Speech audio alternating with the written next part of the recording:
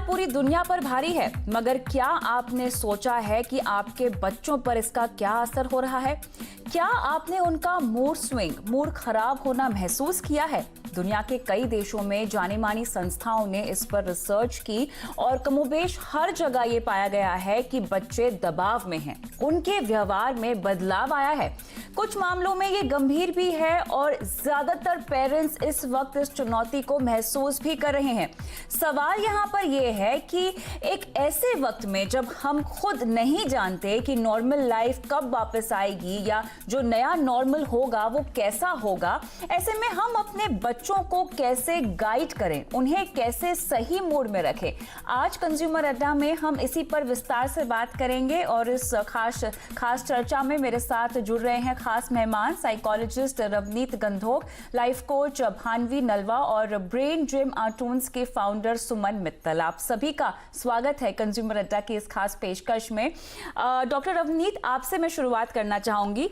दुनिया भर में अध्ययन हुई है इस मामले पर। देखिए, कोरोना काल ने तो न सिर्फ बड़ों के मानसिक व्यवहार में असर डाला है, बल्कि बच्चों पर भी इसका असर निकल कर आ रहा है, इसका प्रभाव जो है वो निकल के आ रहा है। और ये जितनी भी रिपोर्ट्स आ रही हैं दुनिया भर में से, इसको एक मेल्टडाउन के तर्ज पे समझा जा रहा है या समझाया जा रहा है। सबसे पहले तो बच्चों के इस मेल्टडाउन को, जो कि खासतौर से कोरोना काल की वजह से हमें देखना पड़ रहा है, इसका मतलब क्या है?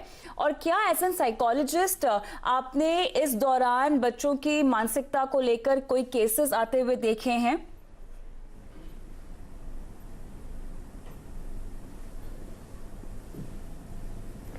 डॉक्टर रवनीत? जी बिल्कुल, मैंने यहाँ पे इस वक्त बहुत केसेस बहुत केसेस देखे हैं फॉर चाइल्ड साइकोलॉजी पे इस वक्त इस पूरे ड्यूरेशन में, और जितने केसेस इस बार देखे हैं वो पहले कभी भी नहीं देखे हैं। तो ये है कि पहले तो मैं यही बोलती हूँ पेरेंट्स को कि खुद आएं और खुद समझें कि क्या प्रॉब्लम है, उसके बाद बच्चों को लेकर आएं। और उसके बाद ये होता है कि सबसे बड़ी प्रॉब्लम ये होती है कि पेरेंट्स ये नहीं समझते हैं कि वो अपने आप ही घर बच्चों को अपने एटीट्यूड के साथ, अपनी वाइब्रेशंस के साथ, अपनी एनर्जी के साथ अपने आप ही हील कर सकते हैं। बहुत सारी एक्टिविटीज़ होती हैं, बहुत सारे ऐसे हमारे पास टेक्निक्स होते हैं घर पे ही यूज करने के लिए कि जैसे हम बच्चों के साथ ही अपना एक फ्रेंड बन सकते हैं। बिल्कुल, ये तो टेक्निक्स की बात हुई है। डॉक्टर साहब, मुझे आपसे ये समझना है कि आपने कहा कि बहुत सारे केसेस सामने आए हैं, तो किस तरह की शिकायतें लेकर पेरेंट्स आए हैं? और जिस मेल्टडाउन का मैंने जिक्र किया है, जो बच्चों के मेंटल स्तर पर होता है, वो किस तरह का मेल्टडाउन है? पहले प्रॉब्लम क्या है हम वो समझेंगे। प्रॉब्लम बेसिक यही है कि जो पेरेंट्स हैं वो अपनी तरह की अपनी इमोशंस जो हैं वो बच्चे के ऊपर निकालना चाहते हैं, अपनी तरीके से निकालना चाहते हैं। दूसरा, जो बच्चे रात को सोने के टाइम, जो अगर फॉर आपको मैं एग्जांपल दूंगी मेल्टडाउन का, जो बच्चे चाहते हैं कि वो अपने आप ही अलग अलग अपने आप को थोड़ा सेपरेट कर लेते हैं, सेपरेट करके अपने इमोशन को एक्सप्रेस कर देते हैं। हम इसे उस तरीके से एक्सप्रेस इन द सेंस जैसे अपने एंगर या फ्रस्ट्रेशन या गुस्सा जिस भी तरीके से निकालते हैं, उसे हम इस तरीके से एक सेपरेट इमोशन दे देते हैं। थर्ड ये होता है कि हमें बच्चों की एटीट्यूड को समझना है, उनके इमोशंस को, उनकी फीलिंग्स को समझना है। हमें उनके हिसाब से चलना पड़ेगा, क्योंकि उनके पास एक बहुत लिमिटेड एरिया रह गया है, एक घर ही है बस। वही देखिए आप पहले बच्चे स्कूल जाते थे, प्ले एरियाज होते थे, तो अब उनके पास एक लिमिटेड एरिया है। जो मेरे पास केसेस आए हैं वो यही आए हैं कि पेरेंट्स और बच्चों के बीच में ही कॉन्फ्लिक्ट्स होने शुरू हो गए हैं बहुत ज्यादा। जो मदर्स हैं उनके पास भी अपना स्ट्रेस लेवल है, उनके पास भी बहुत काम है, बहुत बर्डन बढ़ गया है। ग्रैंड पेरेंट्स भी हैं, उनका भी बर्डन बढ़ गया है। तो सबका एक इतना बर्डन बढ़ गया है कि वो एक घर के अंदर ही सबकी फ्रस्ट्रेशन निकलती रहती है। बाहर फ्रस्ट्रेशन का लेवल अलग पहले होता था कि बच्चे स्कूल जाते थे, वहां पे भी लड़ते थे। अब वहां पे उनकी लड़ाई नहीं होती, जो लड़ाई होती है वो घर पे ही होती है। तो थोड़ा सा पेरेंट्स को इस हिसाब से फोकस करना चाहिए कि उनको ठंडा रहना पड़ेगा, और उनको बहुत ठंडा रहना पड़ेगा, बहुत पेशेंस रखनी पड़ेगी। अगर वो बात बात पे बच्चों को टोकते रहेंगे, बात बात पे स्नब करते रहेंगे, तो बच्चों की फ्रस्ट्रेशन जो है, क्योंकि कई बच्चे टीनेज में जा रहे हैं और वो भी घर पे बैठे हैं, तो उन बच्चों को आप जितना स्टॉप करेंगे वो उतना रिबेलियस हो जाएंगे। और वो सारा एंगर आप पे ही निकलेगा, वो किसी और पे ही नहीं निकलेगा, क्योंकि और कोई जगह नहीं है उनके पास जाने के लिए। बिल्कुल, ये तो एक तरह से पेरेंट्स और बाकी घर वालों के बिहेवियर का असर हुआ है बच्चे की मानसिकता पे। लेकिन सुमन जी, मुझे ये समझना है, क्योंकि देखिए कोरोना वक्त में लॉकडाउन की वजह से काफी हद तक हम कह सकते हैं कि पेरेंट्स के बिहेवियर का असर पड़ा बच्चों की मानसिकता पे, लेकिन अपने आप बच्चे देखिए अपने दोस्तों से कट ऑफ हो गए। जो उनकी नॉर्मल लाइफस्टाइल थी, स्कूल जाने की, बाकी कोचिंग क्लासेस जाने की, एक्स्ट्रा करिकुलर एक्टिविटीज थी, वो एक तरह से कट ऑफ हो गई है। रिपोर्ट्स में कहा जा रहा है कि बच्चे जो डरते थे वो ज्यादा डरने लग गए हैं, जिन्हें गुस्सा आता था वो बहुत ज्यादा गुस्सा होने लग गए हैं, जिनमें सेल्फ कॉन्फिडेंस की कमी नहीं थी उनमें सेल्फ कॉन्फिडेंस की कमी भी अब आने लग गई है। तो ये बिना पेरेंट्स और बाकियों के बिहेवियरल इन्फ्लुएंस से कैसे होने लग गया अपने आप? देखिए, ये आप बिल्कुल ठीक कह रहे हैं कि चेंजेस बहुत बड़े आए हैं, बहुत ज़्यादा आए हैं, लेकिन वो जैसे कहते हैं ना कि हमारे सामने कोई भी सिचुएशन आए, हमें उसमें कुछ पॉजिटिव ढूंढना चाहिए, कुछ उस सिचुएशन को इस तरह से डील करना चाहिए कि हम एक सिल्वर लाइनिंग ढूंढ सकें डार्क क्लाउड्स में। और मैं तो बल्कि कहूँगी कि ये जो टाइम है, ये एक तरह से कुदरत की तरफ से दिया हुआ, नेचर की तरफ से दिया हुआ बहुत ही अच्छा टाइम है, जिसमें हम अपने बच्चों के साथ बहुत अच्छे तरीके से कनेक्ट हो सकते हैं, उनको बहुत नई नई चीज़ें, हम लाइफ स्किल्स सिखा सकते हैं। क्योंकि आप देखिए रेगुलर टाइम में क्या है कि हर टाइम भागा दौड़ी वाली लाइफ रहती है, हमारी भी, हमारे बच्चों की भी, कि स्कूल जाना है, ट्यूशन जाना है, ये क्लास जाना है, वो क्लास जाना है, तो एक दूसरे से कनेक्ट होने, और फिर शाम तक बच्चे थक के, उनके पास ना उनके पास एनर्जी रहती थी ना हम पेरेंट्स के पास। लेकिन मेरे को लगता है कि ये बहुत ही अच्छा टाइम है जब आप बच्चों को क्वालिटी टाइम दे सकते हैं, उनके साथ एक अपने आप को नए सिरे से कनेक्ट कर सकते हैं। ये तो शुरुआत में हम सबने कर ही लिया। देखिए सुमन जी, जब भी लॉकडाउन शुरू हुआ था तब सभी माँ बाप की लगभग मंशा यही थी कि बच्चों के साथ जितना समय नहीं बिताया है वो अब बिताया जाए, उनको कुछ सिखाया जाए, उनके साथ कुछ सीखा जाए। लेकिन एक वक्त के बाद बच्चों में मूड स्विंग्स आते हुए हमने देखे हैं, बच्चों के बिहेवियर में आते हुए चेंजेस आते हुए देखे हैं, उनका मेंटल बैलेंस थोड़ा सा बिगड़ता हुआ, गुस्सा, चिड़चिड़ापन, डर, ये सब आता हुआ हमने देखा है। इसके पीछे एक वजह यही है कि उनकी लाइफस्टाइल जो है बिल्कुल कट ऑफ हो गई। भानवी जी, आपको मैं इंक्लूड करती हूँ डिस्कशन में, क्योंकि इस पर हमें विस्तार से ये समझना है कि बच्चों में किस तरह के चेंजेस आते हुए अब हमें देखने को मिले हैं लॉकडाउन की वजह से, और क्योंकि लाइफस्टाइल में चेंजेस आए हैं, पेरेंट्स को कैसे इससे संभलना चाहिए। एक तरफ तो बात ये हो गई कि पेरेंट्स को टाइम बिताना चाहिए, मेरे ख्याल से लॉकडाउन की शुरुआत में हम सबने वो कर लिया, ठीक है। लेकिन अब जो लगातार मूड स्विंग्स आए हैं, खासतौर से वो एज ब्रैकेट जो कि टीन्स में या तो प्रवेश कर चुके हैं या टीनेजर्स हैं, उनमें मेजर मूड स्विंग्स की प्रॉब्लम सामने आई है। भानवी जी, बिल्कुल, सबसे पहले तो CNBC आवाज के सभी दर्शकों को मेरा हार्दिक नमन। आप बिल्कुल ठीक कह रही हैं मैडम कि काफ़ी बदलाव आया है, और हमने किसी ने भी नहीं सोचा था लॉकडाउन इतना लंबा खिंचा चला जाएगा। यही लगा कि अभी कुछ वक्त और कहाँ से कहाँ आ गए हम।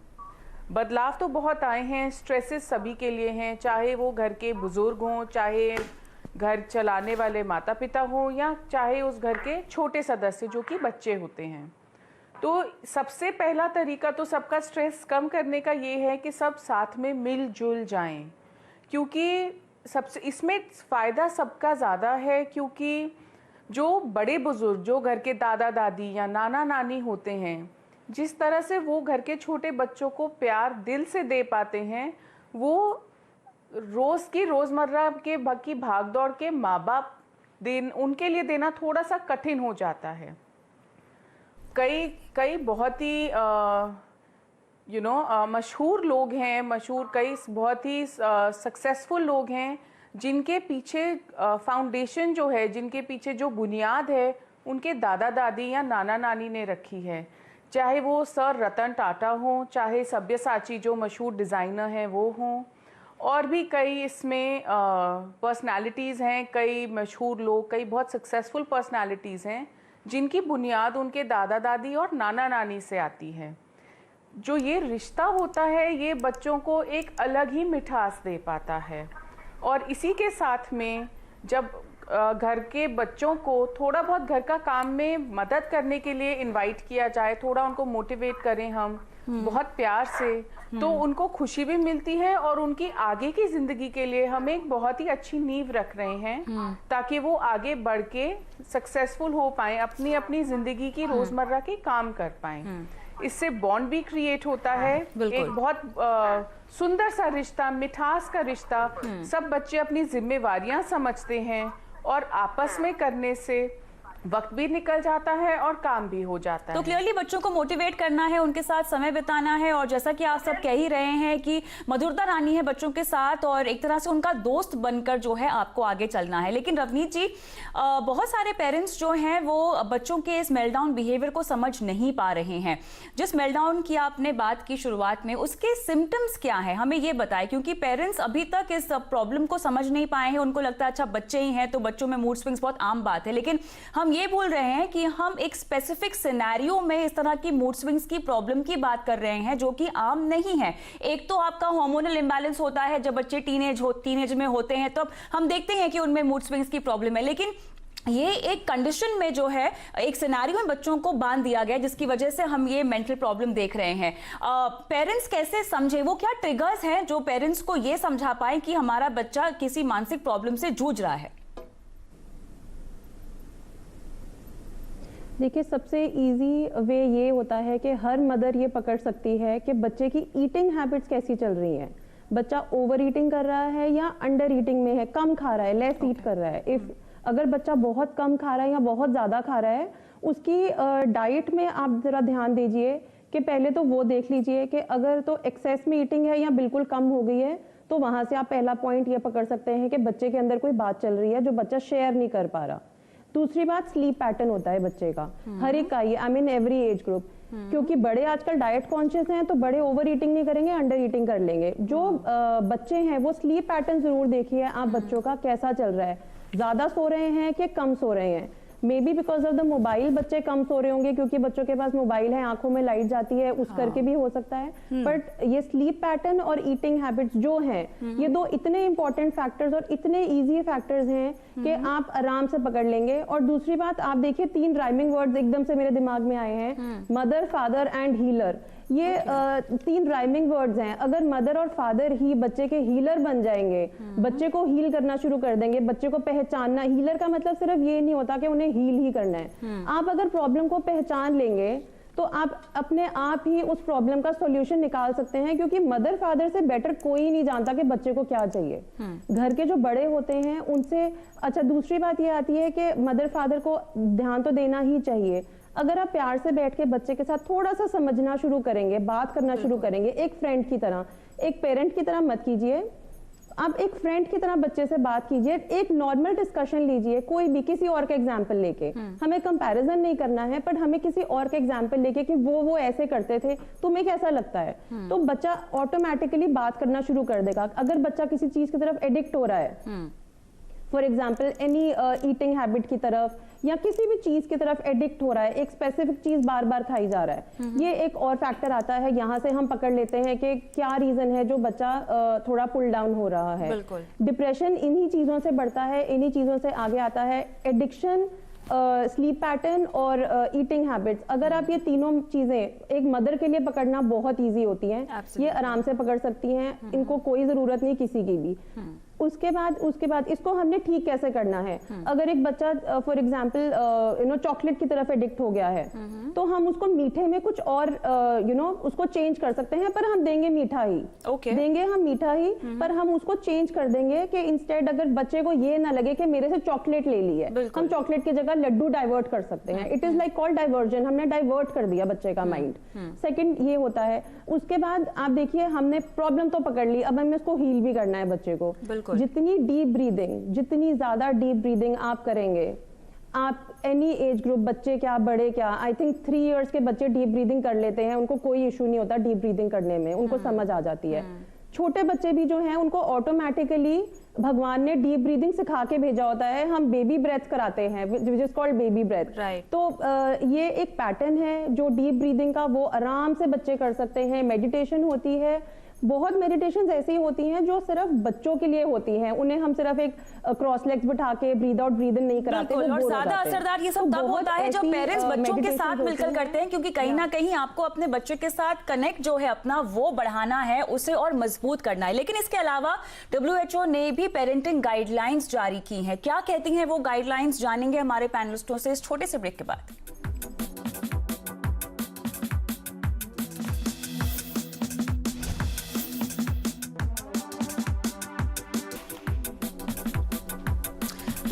साल में बच्चों की मानसिकता पर दबाव, जी हाँ, इस पर हम कर रहे हैं खास चर्चा। हमारे साथ पैनलिस्ट बने हुए हैं रवनीत गंडोक, भानवी नालवा और सुमन मित्तल। चर्चा को आगे बढ़ाते हैं और बच्चों में ऑनलाइन और मोबाइल एडिक्शन पर मुझे सवाल पूछना है, क्योंकि इसका हमने काफी हद तक बच्चों के मानसिकता पर असर पड़ता हुआ देखा है, उनके बिहेवियर पर असर पड़ता हुआ देखा है। लॉकडाउन की शुरुआत में तो क्योंकि स्कूल वगैरह सब बंद हो गए तो बच्चों ने काफी इंजॉय किया, पेरेंट्स ने भी उन्हें एंजॉय करने दिया, बिकॉज फ्री टाइम मिल गया, थोड़ा सा ब्रेक मिल गया उनको पढ़ाई से भी। लेकिन अब यही जो आदत है ना, वो मुसीबत बन रही है और इसका भी असर बच्चों के बिहेवियर पर पड़ रहा है। ऑनलाइन एडिक्शन कहिए, मोबाइल या गेम एडिक्शन कहिए, ये सब लगातार बढ़ रहा है। अब इसे कैसे छुड़ाया जाए, सुमन जी? बढ़ रहा है देखिए, इसमें सबसे ज़रूरी चीज़ जो है अनुशासन। अभी स्कूल लाइफ हमें सबसे ज़्यादा क्या सिखाती है? डिसिप्लिन। टाइम से उठना, टाइम से अपना स्कूल के लिए तैयार होना, जाना, आके होमवर्क करना एंड एवरीथिंग। तो इसी तरह से अगर हम बच्चों में अनुशासन का एक रूटीन उनका बना सकें, एक टाइम टेबल उनका बना सकें, तो वो बहुत मदद करेगा बच्चों को इस तरह की प्रॉब्लम से डील करने में। पेरेंट्स को भी इससे बहुत आराम रहेगा और बच्चे के लिए बहुत है कि अगर आप सुबह उसका एक एक्सरसाइज का टाइम फिक्स करें, फिर ऑनलाइन क्लासेस हैं, उसके बाद फिर वो अपनी एक्स्ट्रा स्टडीज़ करें, स्टोरी बुक्स पढ़ें, कुछ भी करें। तो अगर आप हर चीज़ का एक टाइम फिक्स कर देंगे, और आजकल तो मदद के लिए इतना online painting classes, chess classes, वो सब भी हैं जो बच्चा थोड़ी देर क्लास अटेंड करने के बाद उनको खुद प्रैक्टिस करे। लाइक आपने आधा घंटा पेंटिंग क्लास अटेंड किया, तो उसके बाद आप बच्चे को बोलिए कि वो अपने आप वो पेंटिंग को पूरा करे, बैठ के बनाए। तो इस तरह से बहुत सारी एक्टिविटीज़ हैं जो आप घर में रहते हुए ही बच्चा कर सकता है। लेकिन इन सब एक्टिविटीज़ को करने के लिए सबसे ज़रूरी है अनुशासन। ऐसा नहीं कि घर में बच्चे हैं तो किसी भी टाइम उठ रहे हैं, किसी भी टाइम खाना पीना खा रहे हैं, सो रहे हैं, तो कुछ टाइम नहीं है किसी चीज़ का।